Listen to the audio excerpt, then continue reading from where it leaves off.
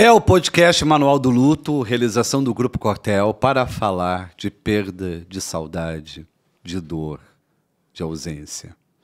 Todos esses temas proibidos, que todo mundo fala com receio, com medo, com vergonha, com constrangimento. E aqui a gente tem essa liberdade emocional de não se sentir penalizado pelo coração. É um consultório do luto, em que recebemos cartas a partir do Clube dos Corações Solidários, um clube que você pode se inscrever gratuitamente na página do Grupo Cortel.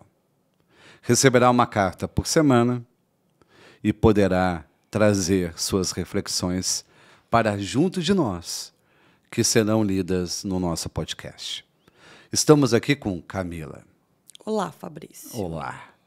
Camila, o que temos dos nossos internautas? Então, vamos começar pela Sônia, que divide conosco o seguinte. Nessas últimas 2 semanas estou exacerbadamente mais sensível. E isso se dá às datas que estão por vir. Dia 2, finados, né? E dia 6, data do falecimento da minha filha. E dia 12, agora, de 11, ela faria 29 anos. Dia 12 do 11, para mim, ela fará 29 anos, pois ela deixou seu corpo físico, mas continua viva em mim. Filhos, ao meu ver, pelo menos para mim agora, não morrem. Filhos são para sempre e ela mesmo que em minhas lembranças apenas continua viva e sorridente. Estou dilacerada. Não aceito e não vou aceitar a sua ausência física. Insuportável a dor de não tocar, não ouvir mais minha filha. Enfim, luto é para sempre porque o amor também é eterno. Aguardando ansiosamente nosso reencontro do lado de lá. E ela se despede aqui, diz que não consegue mais escrever, quer silenciar e acolher a dor. São todas datas próximas. Todas. Ela tem o mês de novembro como mês da aprovação. E não tem como ser diferente para enlutado. Porque você passa uma vida inteira celebrando uma única data, o aniversário. Você tem uma data somente para si. E você tem o aniversário como uma referência da sua alegria, da sua lembrança, da festa, de ser requisitado, de ser benquisto, de ser admirado. É uma referência só boa. Morre alguém que você ama e você conhece o amargo de uma data da falta. Como se fosse o reverso do aniversário. Como se fosse um anti-aniversário. É a celebração da morte. É a celebração da partida. E você não sabe como reagir a essa data, que vai ser tão lembrada quanto o aniversário. Talvez mais lembrada que o aniversário. Nós temos uma resistência em entender que essa data é importante. Porque não significa que aquela trajetória está finda. Você sempre tem uma maneira de conhecer um pouco quem morreu. Sempre tem. A vida é inesgotável. Eu penso, por exemplo, na minha mãe. A minha mãe, quando perdeu o pai era italiano, veio morar no Brasil, se radicou em Guaporé, no interior do Rio Grande do Sul, assumiu um hotel lá, Hotel Carpe. E a mãe ficava muito angustiada, porque pensava apenas na data da morte. lembrava mais do avô no momento de decorar o cemitério. Aliás, devia ter um concurso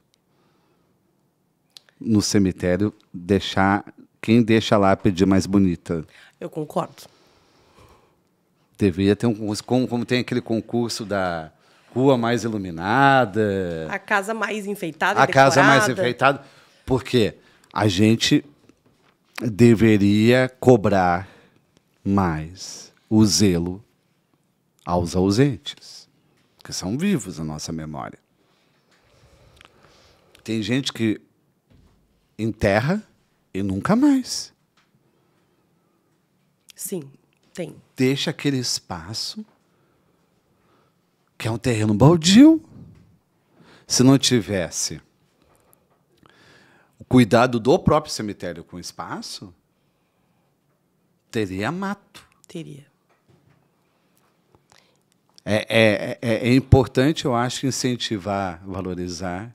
Isso é uma coisa que a gente vem percebendo ao longo do tempo, que as pessoas frequentam cada vez menos os cemitérios, né? Nas datas de finados e nas principais datas, Dia das Mães, Dia dos Pais, ainda existem muitas pessoas que frequentam, levam suas cadeiras de praia, sentam, conversam com a família, levam violão. Mas a gente vê que essa cultura da pressa, da rotina, a gente não tem mais espaço para esse tipo de ritual. E o quanto isso pode ser Mas danoso. é a pressa tua. Você não quer ir lá perder tempo levando flores para colocar na lápide. Porque hoje o cemitério, ele ainda tem aquele estigma de ser o lugar triste, o lugar feio. Não, sabe qual que eu acho que é a filosofia que destrói isso? Que eu sou contra essa filosofia. Como é? Ele está espalhado em tudo, não está apenas ali. Sim, ele está comigo, ele está no Ele meu está coração. comigo, ele está... Não, gente, ele está ali também, está o corpo ali. Vá lá. Se incomode em ir lá. Tenha trabalho de pagar Uber. Não custa nada. Que é uma forma de cultivar as boas lembranças, né? Se você faz o deslocamento físico, separa o seu tempo para ir ao cemitério, eu garanto que você vai diminuir e muito qualquer culpa. Concordo. Porque, na verdade, ir ao cemitério, ele nada mais é do que um ritual. Da mesma forma que a gente tem o ritual do nascimento, do casamento, da formatura, É um ritual. a gente tem esse ritual. Não precisa passar uma tarde inteira. São 30, 40 minutos que você vai separar do seu dia para visitar, rezar. Você vai rezar. Terá um espaço para rezar. Ou conversar, levar uma flor. Contar uma novidade, leva foto. Mas tu sabe que a gente trabalhando no Grupo Quartel, a gente frequenta mais cemitérios do que o normal das pessoas. E um dia eu estava no cemitério e vi um... Não, tu é uma pessoa que visita o cemitério todo dia. Quase. Não todos os dias. Mas me surpreendeu muito no início, assim, que eu vi as pessoas chegando no cemitério e eu vi um rapaz jovem, de uns 30 e poucos anos, chegando no cemitério com uma garrafinha de cerveja. E eu pensei, mas o que será que ele vai fazer? Ele tinha perdido o pai. E toda sexta-feira ele tomava uma cerveja e conversava com o pai.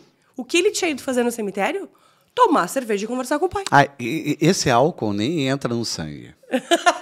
É álcool sagrado. Quase isso. Podia ser um chimarrão. Não entra. Não vale. Não conta no teor alcoólico. Mas eu achei tão bonito aquele gesto, Bonito. sabe? Aquela simbologia. Ele é muito safado, na verdade. Ele usa o pai para continuar bebendo de tarde. No cemitério. No cemitério. Ele só poderia fazer isso depois do expediente. Mas aproveita. Ó, pai, tô aqui. E o quanto é bonita essa relação, né? Que a gente vê perdurando. Tá, mas eu tava completando o raciocínio, eu fugi e fiz tudo que não se deve fazer no podcast, que é não terminar um pensamento. Que é... Aí minha mãe tinha a ideia de que história do avô estava finda. Até que ela foi visitar onde seu avô nasceu, ou seu pai nasceu. Que legal. E descobriu tanto a respeito do seu pai. E o que fez com que essa viagem despertasse nela? O maior apreço ao nascimento. Ela viu o quanto que ela não sabia de coisas a respeito do seu pai. O que ele tinha feito na infância, onde ele tinha estudado. Ela viu fotos dele pequeno.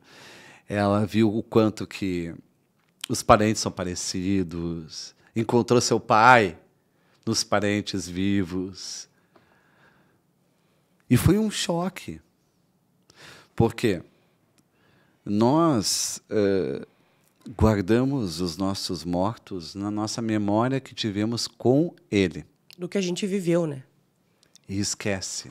Que ele viveu antes. Que ele viveu antes Outras e tem coisas. outras memórias para se conhecer. Fica como se fosse uma ilustração.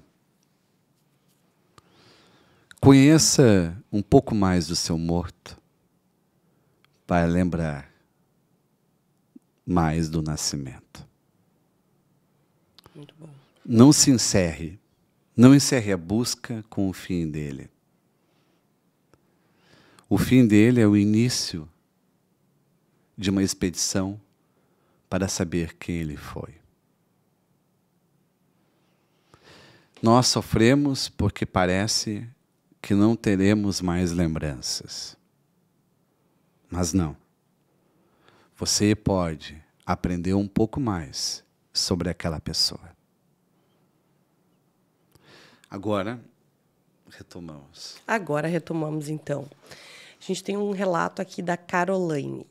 Querido Carpinejar, não sei como agradecer pelas palavras que todas as quintas chegam até mim. Elas sempre falam tudo o que meu coração sente e deseja falar, mas não sabe como. Obrigada pelo seu talento e pela sua empatia tão grande de ajudar as pessoas que sofrem com a dor de perder alguém. Meu namorado se foi há 1 ano. A caminhada tem sido difícil e árdua. Quando penso que estou conseguindo caminhar mesmo que em passos lentos, a dor volta com tudo e lá estou eu me afogando na dor de novo. Não é fácil, mas as suas palavras me ajudam a tentar persistir e continuar a vida. Obrigada. O quanto dói esse futuro em aberto.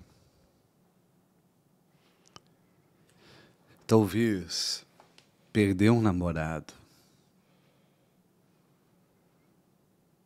doa tanto quanto um casamento, pelo futuro não vivido. Você imaginava um avançar do relacionamento, um casamento em seguida, mais intimidade. Em nenhum momento cogitou o fim, a despedida, a partida. O namoro é aquele apogeu. O apogeu da aventura, o apogeu da adrenalina, o apogeu da curiosidade. É uma entrega selvagem ao instante. E quando você tem o seu par subtraído de repente, é muito difícil se sobressair do baque, superar o baque. Porque você está no auge do seu contentamento. Não teve nem tempo de conhecer o tédio, a monotonia, o desgaste, os ruídos. Você foi pego voando alto. E a queda é solitária. Se o voo foi a 2, a queda é solitária. E você não tem como dividir tudo o que você está sentindo, porque o namoro ele tem uma natureza reservada. Só você sabe o que está vivendo com o outro. Você não chegou a partilhar isso publicamente. O casamento já é uma partilha pública. Não que você revele tudo que você vive dentro do casamento, mas você revela grande parte. Já o namoro, não. O namoro é como se fosse um segredo. Vocês ficam juntos, de repente vocês não fazem grandes programas, grandes passeios, mas vocês ficam juntos, de repente o sofá, é Netflix, é o carinho, o romance, é dançar, é uma balada, é um barzinho. Mas é todo um repertório particular. A morte de um namorado, de uma namorada, é o maior desconsolo, porque ninguém sabe o que você viveu. Só quem partiu. Porque o plano talvez não tenha nem saído do papel ainda, né? Tu não tem como provar Que aconteceu. que você tinha um relacionamento firme, forte, sólido. Porque eram promessas, eram juras, eram confidências. Não tinha papel assinado, não é um casamento que tem um cartório por detrás, que tem firma reconhecida. E que tem sonho e tem história, às vezes, já vivida, né? Você não tem como transparecer ou expor o que aquela pessoa confidenciou para você e para mais ninguém. O quanto que você tinha um papel preponderante na vida dele. Você não tem como expressar o que você representava. Sim, ficou incompleto.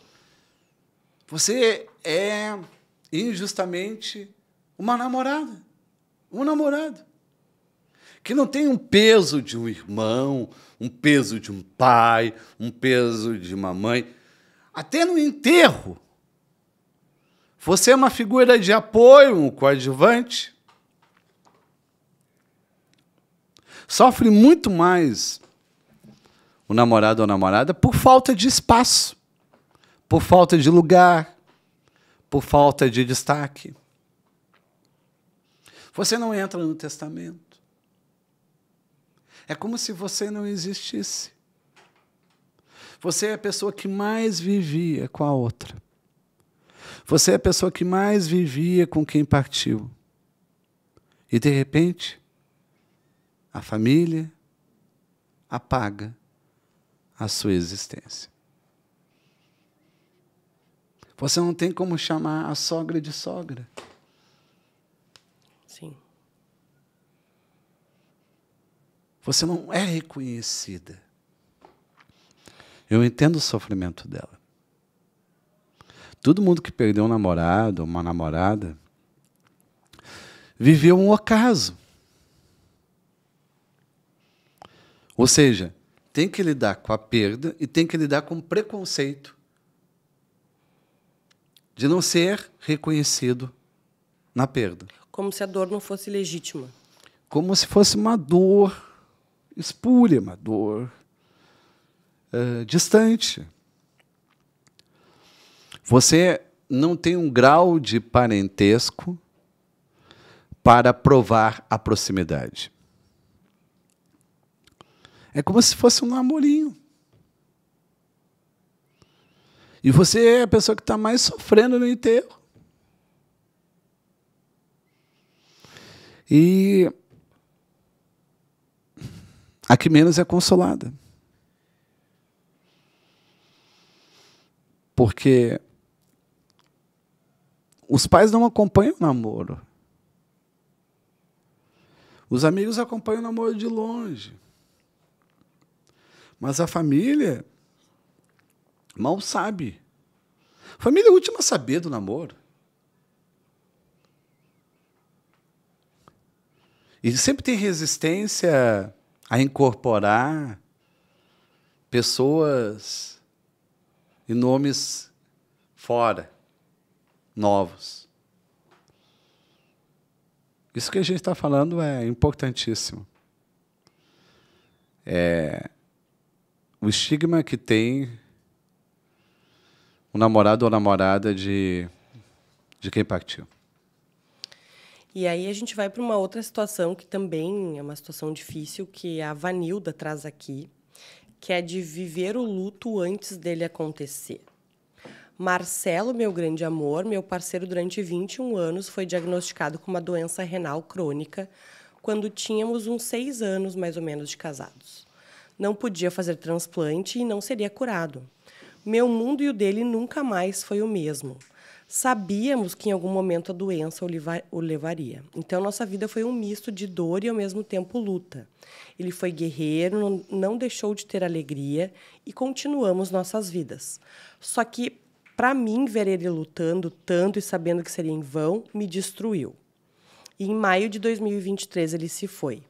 Antes de partir, me pediu para continuar minha vida, mas não sei se vou conseguir fazer o que me pediu. Estou seguindo, mas nunca mais serei a mesma. Me sinto muito solitária, abandonada e não consigo ver cor na vida. Ele foi meu único grande amor e eu fui o único grande amor dele. Agora restam lembranças, dor, saudade sem fim. Fale o que quiserem falar, mas é o que eu tenho para hoje. Difícil. Difícil. Fale o que tenho que falar. Isso é a total falta de cumplicidade. De empatia? Dos outros. Sim. É um luto que acontece antecipado. Já sabendo da doença, né? É um luto que vai pouco a pouco. Só que o luto tem disso. Você pensa que pode sofrer antecipado. Eu, infelizmente, tenho que informar que isso é mentira. Quando você perde a pessoa, você sofre como nunca na vida. Não tem atenuante. Não tem eufemismo. É um sofrimento à vista. Não tem como parcelar o sofrimento no luto. É pago à vista. É uma torrente, é uma enxurrada. Você pensa, eu já aprendi a me despedir de tanto que eu sofri. Não, vai sofrer de um jeito diferente com a morte. Uma coisa é sofrer com a pessoa viva, outra coisa é sofrer com a pessoa não estando ali. Sofrendo com a pessoa viva, você ainda pode dividir os sintomas com a pessoa viva. Tu ainda tem a pessoa ali, né? Para abraçar, para beijar, enfim. Mas é uma construção romântica que a gente pode aliviar o fardo. Na hora da partida. Antes, para não sofrer tanto na hora da partida. Tem pessoas que não derramam uma lágrima durante anos após o enterro. E pensam que não estão sofrendo. Eu acho que as pessoas sofrem ainda mais. Porque elas empedraram o sofrimento. A ponto de nunca conseguir comunicá-los. Se você não chora, é que o sofrimento está tão fundo que não vem à tona. Se você chora, o sofrimento está mais à flor da pele. Está mais rente. Está mais no raso. Mas se está lá no fundo, você não consegue chorar. Você fica com mal-estar. Você fica melancólico. Você fica arrasado, mas não chora. Sim, tem outros sintomas, na verdade. São pessoas catatônicas. São pessoas que não conseguem comunicar, que ficam ásperas, áridas, que precisam se isolar. O luto é assim. Você nunca se prepara para ele. Será sempre pego desprevenido. Será sempre uma surpresa desagradável. Mas existe a separação. Quando você vai se separar de alguém, daí sim, você pode ter sofrido o luto antes. A relação foi tão desgastante, tão irritante. Houve tantas discussões, tantas brigas, tantos desentendimentos, tantas implicâncias, tanto ciúme, tanto apego sem lógica, que você vai se despedindo pouco a pouco. Sim, ela é uma decisão, né? Não, você vai se desgostando pouco a pouco. E quando você termina a relação, não tem mais nada para sofrer. Acabou. Você nem chora. Você se sente apenas aliviado. Porque você passou a relação inteira penando, purgando. E a separação acaba sendo um reencontro consigo mesmo. Um livramento. Acaba sendo um alívio. Acaba sendo mais um reencontro consigo mesmo do que a separação com alguém. E aí é que tá, né? No luto, o reencontro consigo mesmo é onde dói, né? É onde a gente vê que a gente não é mais a mesma pessoa que era. Exato, perfeita analogia. No luto, você tenta voltar a si e essa pessoa não existe mais. Porque você era em relação ao outro. Se o outro morre, você se modifica. Você não tem como fazer a mesma amizade, a mesma cumplicidade sozinho. E você tem parte da sua história morta com o outro. Porque mexe com a nossa vaidade. Tem histórias que só uma pessoa sabia a nosso respeito. E nunca mais serão contadas. Você perde um porta-voz da sua vida. Tem histórias que nunca mais serão vistas. É como se fosse músicas. Faz de conta que você é uma banda de rock. Você tem músicas com alguém. Essas músicas nunca mais serão executadas. Porque é uma música tua com alguém, nunca mais será executada. E se for executada, vai ser diferente. Vai ser diferente. É estranho pensar isso. Mas a morte leva parte, a morte do outro leva parte da sua vida. Porque aquela pessoa trazia uma história engraçada sua, uma história curiosa, lembrava daquilo que você já tinha feito de loucura, o quanto que você já tinha enfrentado impasses. É toda uma comicidade, uma ternura que você nunca mais vai reaver. É como se você tivesse desfalcado parte do seu idioma, da sua comunicação. Se você liga sempre para um amigo, toda manhã, e esse amigo morre, para quem você vai telefonar? Na verdade, a gente cria um gap ali, né? Naquela rotina, naquele... Para quem você vai telefonar? Para ninguém. Você não tem como substituir aquela interlocução, aquela narrativa, aquela versão.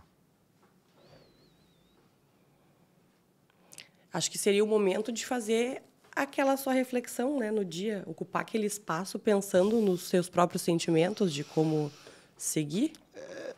É recuperável. Você vai poder fazer novas amizades, ter outras cumplicidades, mas aquele acento, aquele sotaque, aquelas brincadeiras cúmplices, aquela irmandade, não poderá ser reeditada. Não existem sósias na amizade. Mas e quando a gente consegue transformar esse sentimento e entender que dói, é difícil, a gente perdeu alguém que a gente gostava muito, mas, em compensação, a gente pode ser grato a tudo aquilo que a gente viveu. Sim. Mas sabe que eu até briguei esses dias numa entrevista. Porque eu estava sendo entrevistado a respeito do Manual do Luto. Sim. E, às vezes, tem um tema. E Sim, o tema era... da pauta. Como ressignificar a perda. E eu dizia... A primeira frase... Perdas não são ressignificáveis. Acabou a pauta. Por que não são? Porque tu quer transformar algo... Primeiro, acreditando que isso é ruim ou um castigo. Não é. As pessoas partem. Você não vai transformar isso em algo melhor. Não vai. Ninguém melhora com a partida, desculpa. Ninguém melhora. Não tem melhorar com a morte de ninguém. Chega a ser até doentio pensar que a morte de alguém vai melhorar você. Não vai melhorar. Não, mas eu digo melhorar o sentimento daquele momento inicial da perda. Para que ele fique na saudade, na memória. Tu tá tentando ressignificar a perda também. Eu tô sentindo isso de novo. Não, porque a gente fala que a gente tem que agradecer, né, o que a gente viveu. Não, mas tudo bem. A gratidão existia sempre. Sim. O que vai mudar nessa gratidão é o seu acento. A gratidão vai parecer muito amarga no início e depois vai adoçando. Mas é gratidão igual. Não houve transformação da pessoa, da personalidade. Porque senão, qual que é o meu medo? Meu medo é você falar para um enlutado, você precisa ressignificar a sua perda. O enlutado fica lá trabalhando, batalhando, mas não consigo sair dela. Vai se sentindo limitado. Sim, eu não consigo achar isso bom. Eu não consigo ver graça nisso. Ele vai se sentindo desajustado. Porque não tem como acontecer. Você vai aceitar a perda. Não ressignificar. Aceitar. Aceitar aconteceu. Preciso aprender a conviver com a ausência. Preciso encontrar uma maneira de conversar com quem partiu, de me conectar com quem partiu, de lembrar de nossos episódios mais bonitos, mais comoventes, de não pensar no pior, de agradecer o fato de ter esse afeto na minha vida. É isso. É aceitação. Mas ressignificar parece que tem que fazer algum tratamento. Tomar um remédio. Eu tomar um remedinho. Não, gente, sem ressignificar. Aceitar. Aceitar a simplicidade. E lidar com as nossas possibilidades. Não tentar ser melhor do que você realmente é. É o podcast Manual do Luto.